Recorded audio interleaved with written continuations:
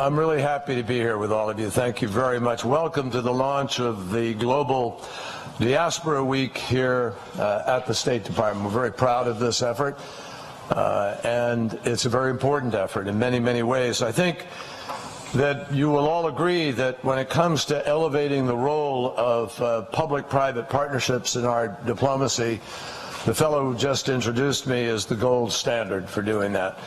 And together with, there he is, Tomas. Thank you very much. And Drew O'Brien has just returned from Azerbaijan. He is our leader of this effort at the Office of Global Partnerships, and he helped to launch, together with Tomas, the Fish Hackathon, which puts coders to work promoting sustainable fisheries around the world. And he's also working on creating, they are also working on creating opportunities for young women and girls in Rwanda through our Women in Science Girls STEAM Camp. And he's been a leader in bringing more veterans into the State Department through our VIP Fellowship. So, Tomas, thank you for working with Drew and providing this very, very important leadership. You have raised everybody's expectations, and all of us look forward to a lot more important work together. I also want to recognize our partners at USAID, the International Diaspora Engagement Alliance, and Angelique Kidjo, who is one of the most eloquent and forceful advocates for human rights and the empowerment of girls. Thank you, all of you, for being here and being part of this. It's more than appropriate that we're gathering here in this hall, which is named the Loy Henderson Hall, one of our most capable diplomats, a man whose first tour brought him originally to Ireland as vice consul. And I say this because as someone who represented Massachusetts for decades, I hold a very special place for the contributions that Irish Americans have made to both of our countries. And I will never forget standing with my former Senate colleague, Ted Kennedy, as we looked out his office window at the so-called golden stairs of the Boston Harbor, where all 8 of his great-grandparents first set foot in America. And they traveled from Ireland on boats that were known as coffin ships because so many died in the crossing. And Ted was raised on his grandfather's stories where those who survived the coffin ships had to then contend with employers who hung signs out in their stores saying the Irish need not apply for jobs. So Ted put to use the lessons that he learned from his grandfather. In fact, they became part of who he was, which is one of the great fighters for social justice and for all those who come to our shores in search of opportunity and liberty and hope, freedom. Frankly, it would be nice if that same lesson were fully understood by those who believe that America's future is now somehow at risk because we reflect such a vast mixture of backgrounds and types. There are some who suggest that no society as culturally diverse as ours can be as efficient or productive as one where most people are of the same religion or the same race. But those who believe that miss the essential point. America is at its best not about groups working for themselves. It's about free individuals becoming the best that they can be, and in so doing, making America together all that it is able to be. Our diversity is a strength, not a weakness. And in today's interconnected world, let me tell you, it is also a strategic imperative. This era requires much more nimble institutions, more agile foreign policy. And part of that agility comes from engaging diaspora communities. And the reasons why are pretty simple. First, we live in a world where the number of people living outside their country of origin has nearly tripled to more than 230 million.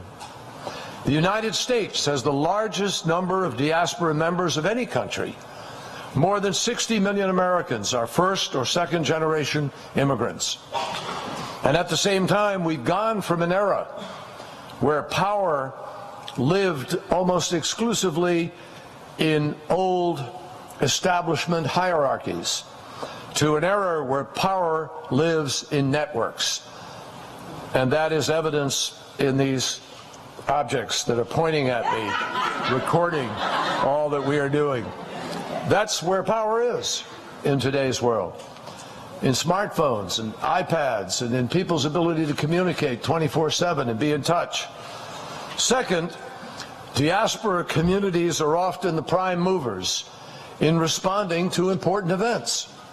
Whether we're talking about a natural disaster or a terror attack, a financial crisis, or even emerging business opportunities. If something big happens in Ukraine, or Japan, or Mexico, or Israel, or Nigeria, the diaspora is going to be talking and thinking about it almost before anybody else. And the 21st century demands a more inclusive foreign policy. And diaspora communities are often the first people to know about an issue and bring it to the attention of people in positions of power. They're often the first to debate an issue or to put out options. They're the first to be able to have impact on the ground, the most direct and the fastest. Third, quite simply, in today's world, partnerships matter. No country, not even the United States, can go it alone. So we depend on our international allies and our partners for a lot. And our diaspora communities can help make those partnerships work. A big reason for that is that the leaders of these communities are some of the best cultural ambassadors that we could ask for. But you don't need to take my word for it.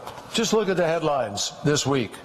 New York Times, approval of the TPP is vital for continued U.S. power in Asia. From the Telegraph, Hurricane Joaquin brings flooding to southeast USA.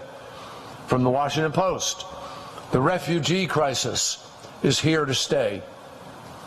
When you look down the list of challenges that we face, the headlines every single day, from natural disasters to promoting economic growth to the humanitarian crisis in the Middle East, one thing is absolutely clear. Diaspora communities are helping to meet each and every one of those challenges. After Typhoon Haiyan in the Philippines, leaders from the Asia-Pacific diaspora worked together to support the relief efforts. The U.S.-Philippine Society helped organize a concert to raise funds for relief, and the Vietnamese American community gave generously to the cause. After the devastating earthquake in Nepal just this spring, Nepali American leaders in business and philanthropy launched campaigns on social media and raised tens of thousands of dollars for clothing, medical equipment, food, tents, and other emergency supplies. After the outbreak of Ebola, the Sierra Leone, Liberian, and Guinean diaspora community immediately rallied to turn the tide against the disease by sending urgently needed medical supplies, food, and money, and often by communicating to people directly to institute best practices and avoid spreading the disease. Diaspora communities are also helping to build shared prosperity and empower women entrepreneurs. The U.S.-Pakistan Women's Council helps to promote small business development in Pakistan. And the Calvert Foundation, together with USAID and the State Department, just launched an initiative that will make it easier for the Indian American diaspora to invest in small and medium-sized businesses back home. Meanwhile, the State Department is working with our partners to support investment, small businesses, and education in Latin America through the Raíces initiative, which means roots. And it is appropriate because it is precisely from that kind of effort, from the seeds that are planted by that effort, that prosperity ultimately grows. We are all connected all the time now. It's part of what's made the world smaller, and it presses in on people to some degree. But for most people, I think they see the opportunity and they see the benefit of being in touch and staying in touch and communicating the right messages. We see this entrepreneurial spirit in the response of Syrian Americans to the horrific crisis in the Middle East. Doctors from the Syrian American Medical Society have lent their time and talent to support clinics in the Zaatari camp in Jordan, which I visited during my first year as secretary. And they're providing counseling and social services for women and children wherever possible in Syria. And they are finding ways to reach people who would suffer or die without their help. And that is the very definition of courage and citizenship under fire. Last month, I announced that the United States would raise its refugee admissions to 100,000 in 2017 in response to the Syrian migration crisis. It is rightly a point of pride that the American people have a history of welcoming those who are in urgent need of a safe haven. That's part of who we are. It's the American DNA. It's how most of this country came to be here. But we need the help of the diaspora communities today. And everyone in this room, we need your help to integrate refugees not only from Syria, but from all the other regions of conflict, for all those people who are fortunate enough to be able to find their way through our policies, through our welcome, to come to the United States and share in this opportunity. So in closing, let me be pretty direct. Immigrants built America, and immigrants continue to make America what it is today. And it is an irony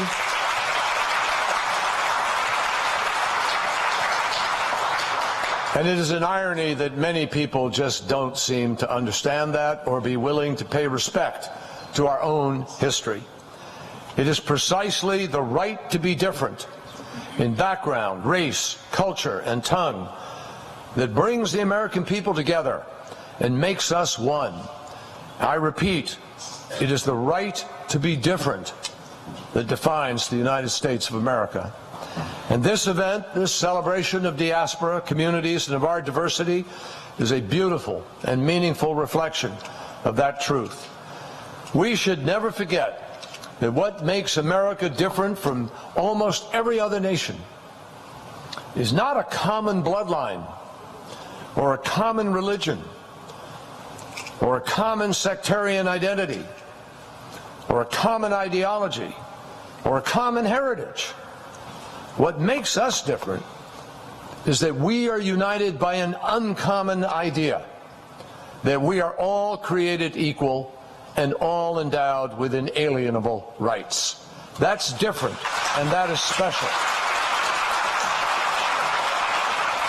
To paraphrase Walt Whitman, each of us has a right to take his or her place in the American procession. Each has the right to fulfill his or her potential, no matter who they are or how long they've been in the country or how much money they have. This is the principle that defines and, most importantly, elevates America. And I am proud that our diaspora communities haven't just heeded that call, they are leading the charge and living it every single day. Thank you very much.